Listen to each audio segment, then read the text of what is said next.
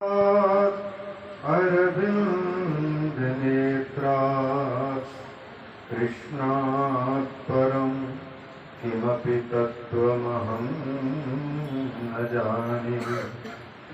कृष्णत्वदीयपद पङ्कजपञ्जरान्ते अद्यैव मे विशतु मानसराजहंसः। प्राणप्रयाण समये कफवातपित्तैः कण्ठावरोधनविधौ स्मरणं कुतस्ते। कान्तिः सितामृशति निन्दितशारदेन्दुर् यत्रैकतो विलसिताम् असिताङ्गशोभा। वृन्दावनेऽपि कृत यामुनगाङ्गसङ्गम् राधामुकुन्दयुगलम् तदहं नमामि। राधामुकुन्दयुगलम् तदहं नमामि। बोलिए पुरुषोत्तम भगवान की जय हो। जगद्गुरु श्री चंद्र भगवान की जय हो। श्री सद्गुरुदेव भगवान की जय हो। सब संतों की जय हो। सब भक्तों की जय हो। श्री लक्ष्मी नारायण भगवान की जय हो। श्री उमा महेश्वर भगवान की जय हो। श्री वाणी हिरण्यगर्भ भगवान की जय हो। श्री सची पुरंदर भगवान की जय हो। श्री गणेश भगवान की जय हो। श्री पवन पुत्र हनुमान जी महाराज की जय हो। महासरस्वती माता की जय हो। महालक्ष्मी माता की जय हो। महाकाली माता की जय हो। गंगा मैया की जय हो। नर्मदा मैया की जय हो। यमुना महारानी की जय हो। अपने अपने सद्गुरुदेव भगवान की जय हो। अपने अपने माता पिता की जय हो। परम मंगलमय पुरुषोत्तम मास चल रहा है। श्रावण के मध्य में उपस्थित है और भगवान पुरुषोत्तम की कथा इस महीने पर समग्र भारतवर्ष में सनातन धर्मानुयायी सज्जन लोग सुन रहे हैं और वाचन भी कर रहे हैं और उसके अनुसार अपने जीवन को बनाने के प्रयास कर रहे हैं इस समय पर। और मध्य प्रदेश के इस बुरहानपुर जनपद के अंतर्गत इस क्षेत्र में भी पूज्य संतों ने इस आश्रम का निर्माण करके हम सबको भगवान के दर्शन, पूजन और भगवान से संबंधित चर्चा कहने और सुनने का सौभाग्य प्रदान किया है। महापुरुषों के पावन श्री चरण कमलों में पुनः पुनः वंदन है, जिन्होंने हमारा उज्ज्वल भविष्य देखा और हमारे जीवन को उठाने के लिए जिनके हृदय में संकल्प उठा होगा, निश्चित रूप से भगवान की यह प्रेरणा रही होगी कि जीवों का उद्धार हो, लोगों का उद्धार हो। इस उद्देश्य से भगवान ने जैसी प्रेरणा की, उस प्रेरणा के अनुसार ये संस्थाएं बनी। तो इस मंदिर में, आज मंदिर में भगवान की पावन सन्निधि में बैठ करके और भगवान के प्रिय आराधक संत जनों की पावन सन्निधि का लाभ लेते हुए हमको भगवान पुरुषोत्तम की कथा का लाभ प्राप्त हो रहा है। आज वक्ता जो हमारे कृष्ण हैं थोड़ा विलंब से आएंगे, शायद आधा घंटा करीब विलंब से दूर गए, तो हमें सूचना मिली दर्शन भगवत सेवा में थोड़ी देर के लिए हमें उपस्थित हो जाए उनके आने तक। तो भगवान की जो चर्चा चल रही होगी, आप लोग श्रवण कर रहे होंगे। हम तो परसों उपस्थित नहीं थे, इसलिए हमको पता नहीं है कि कथा कहाँ चल रही थी, इसलिए आप लोग भी बताएंगे अभी सोच करके पहले। 17वां अध्याय पूर्ण किया था गुरुदेव का। आज 19वां दिन है, आज 19वां दिवस है और परसों के दिन 17वां अध्याय किया था, कल के दिन नहीं सुनाया गुरुदेव ने। अच्छा हाँ, कल के तो भूमि करते हाँ, तो मैंने पता नहीं लग रहा है। त्रिधर्म की कथा चल रही करके ऐसा संकेत मिला था, लेकिन उसमें भी क्योंकि बहुत अध्यायों में राजा त्रिधर्म कथा है और उनमें से कहा करता था, तो उसके अनुसार आगे की हम बढ़ाने की कोशिश करेंगे। पहले भगवान के नाम उच्चारण करने आप लोग तो प्रतिदिन लेते ही हैं, और हमको कम अवसर मिल पाता है तो मैं ले लूँ आपके साथ में नाम। आप सबके हृदय में भगवान विराजमान है और संतों के हृदय में भी हम सबको भगवान को हम स्मरण कर लेते हैं। वही जो प्रथम दिन कीर्तन कराए थे उसी को ले लेते हैं। हरि सुंदर नंद मुकुंदा हरि नारायण हरि ओम। हरि सुंदर नंद मुकुंदा हरि नारायण हरि ओम। हरि सुंदर नंद मुकुंदा हरि नारायण हरि ओम। हरि सुंदर नंद मुकुंदा हरि नारायण हरि ओम। हरि केशव हरि गोविंदा हरि नारायण हरि ओम। हरि केशव हरि गोविंदा हरि नारायण हरि ओम। हरि केशव हरि गोविंदा हरि नारायण हरि ओम। हरि केशव हरि गोविंदा हरि नारायण हरि ओम। हरि सुंदर नंदन मुकुंदा हरि नारायण हरि ओम। हरि सुंदर नंदन मुकुंदा हरि नारायण हरि ओम। हरि सुंदर नंदन मुकुंदा हरि नारायण हरि ओम। हरि सुंदर नंदन मुकुंदा हरि नारायण हरि ओम। वनमाली मुरली धारी गोवर्धन गिरिवर धारी। वनमाली मुरली धारी गोवर्धन गिरिवर धारी। वनमाली मुरली धारी गोवर्धन गिरिवर धारी। वनमाली मुरली धारी गोवर्धन गिरिवर धारी। नित नित कर माखन चोरी गोपी मनहारी। नित नित कर माखन चोरी गोपी मनहारी। आओ रे कान्हा रे गोकुल के प्यारे। आओ रे कान्हा रे गोकुल के प्यारे। हरि हरि हरि सुंदर नंद मुकुंदा हरि नारायण हरि ओम। हरि सुंदर नंद मुकुंदा हरि नारायण हरि ओम। हरि सुंदर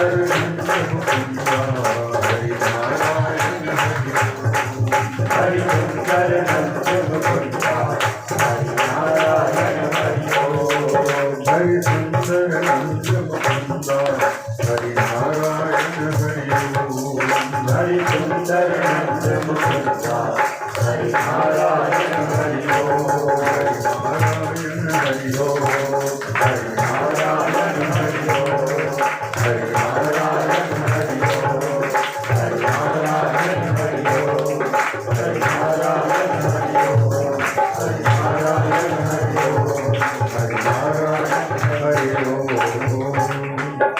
बोलिए पुरुषोत्तम भगवान की जय हो।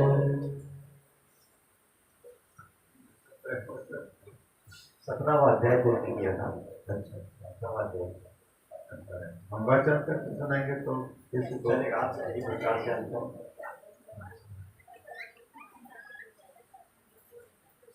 राजा त्रिधर्म की कथा के अंतर्गत ही 18वां अध्याय प्रारंभ कर रहे हैं। नारद जी का और संतों का, राजा का जो संवाद चल रहा है, तपोविधि संबोधन करते हुए और नारायण ऋषि, नारायण जी और नारद जी, ये दोनों भगवान के अवतार हैं। नारद के रूप में भी भगवान का अवतार हुआ है, जिन्होंने पांचरात्र सिद्धांत की स्थापना भी की है और भक्ति का खूब प्रचार प्रसार किया है। नर नारायण बद्रिका धाम में विराजते हैं। दोनों के दोनों धर्म के पुत्र हैं। जो प्रजापति दक्ष ब्रह्मा जी के पुत्र हैं, उनके 16 कन्याओं का नाम उल्लेख आता है श्रीमद् भागवत के 4 अध्याय में। तो उनमें से बहुत सी कन्याएं उन्होंने धर्म को समर्पित की। धर्म के लगभग 13 पत्नियों का उल्लेख आता है, कई कई जगह में 10 पत्नियों का उल्लेख आता है। तो उन पत्नियों में से एक पत्नी का नाम है मूर्ति, और मूर्ति यहाँ ही धर्म के माध्यम से भगवान साक्षात नर नारायण के रूप में अवतार ग्रहण करते हैं। और उनके प्रकट होने पर, जैसे भगवान श्री कृष्ण के प्रकट होने पर खूब उत्सव मनाया गया नंद बाबा के यहाँ, वैसे ही नर नारायण भगवान के प्रकट होने पर भी खूब उत्सव मनाया गया।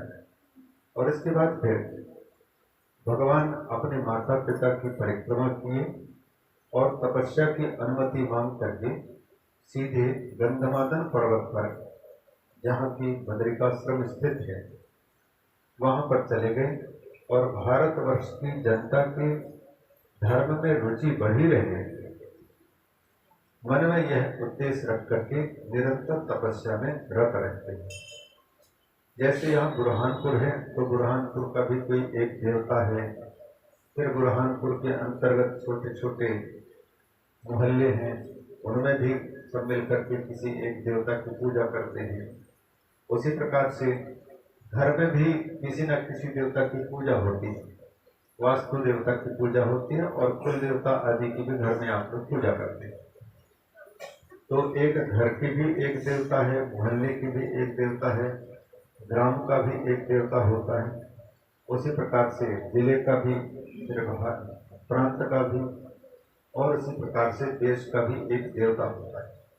भारतवर्ष का भी एक मुख्य देवता, जिनको कहते हैं नर नारायण भगवान, बद्रिकाश्रम में विराजमान जो भगवान है, भागवत के 5वें स्कंद में इनका वर्णन आता है कि भारतीय प्रजा की रक्षा के लिए और धर्म में निष्ठा बनी रहे, यही मन में कामना रख करके वो निरंतर तपस्या में लीन है।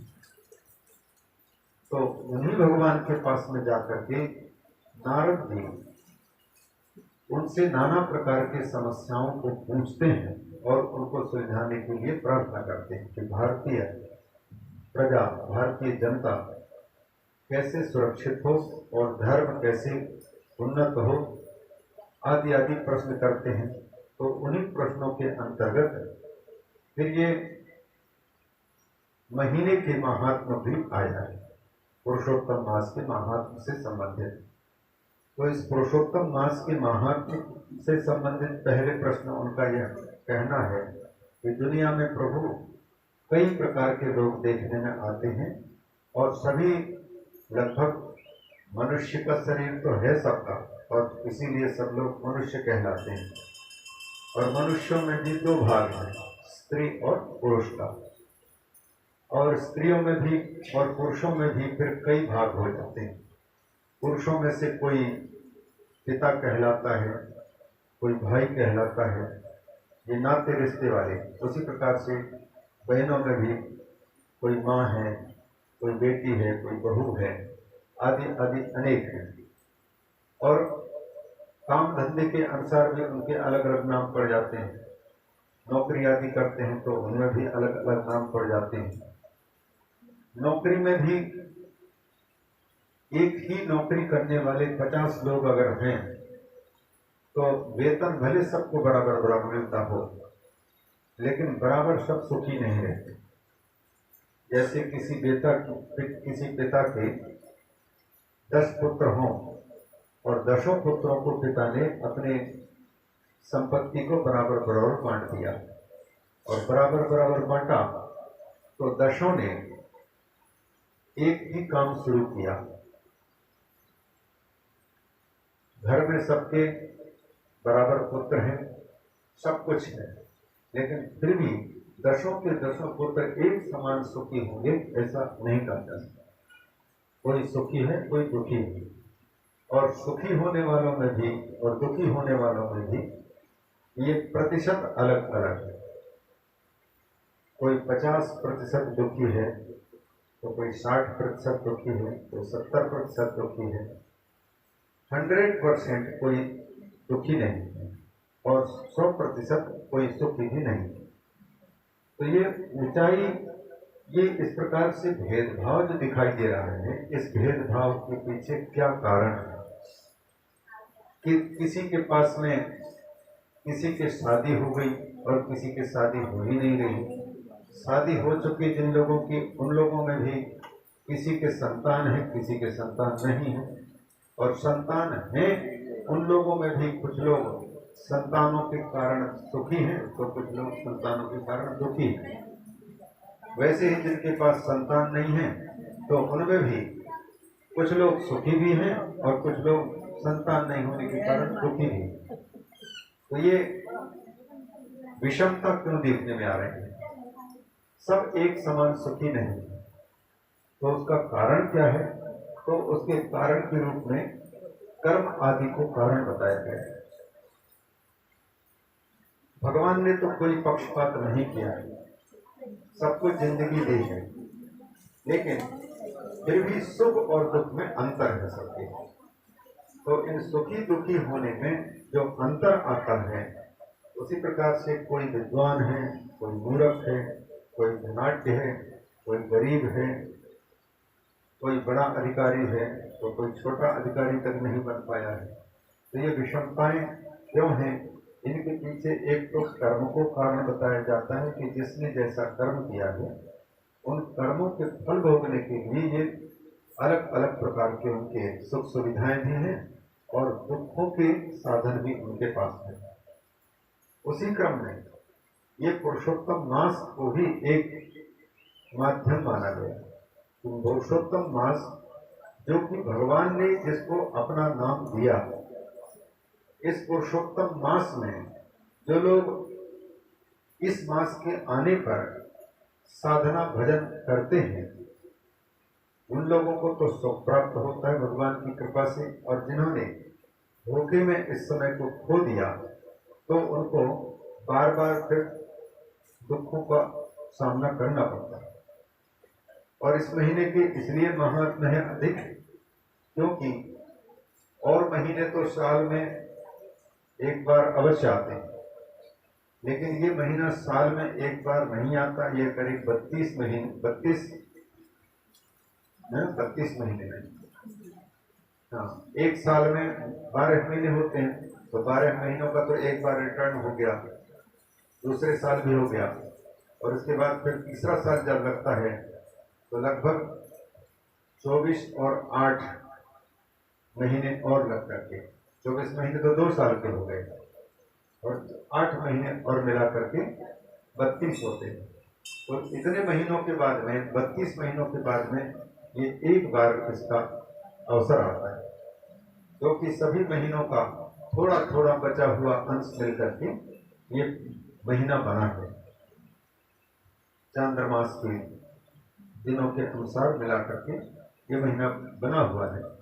तो इसको इसीलिए बचे होने के कारण, जैसे शरीर के अनावश्यक अंश, जल पीते हैं, यदि भोजन करते हैं, तो भोजन का जो सूक्ष्म भाग है, भोजन का जो सार है, वो सप्त धातुओं में बदलता है, खून बनता है, मज्जा, मांस, हड्डी आदि, मेद आदि बनते हैं, और उन सब का ये निचोड़ रूप शरीर के अनुसार अलग अलग नाम से उस सार तत्व को कहा जाता है। पुरुषों में तो तेज बिंदु के रूप में, माताओं में उसको रज के रूप में, तो वो अलग अलग रूप से ये शरीर में उनकी परिणति होती है।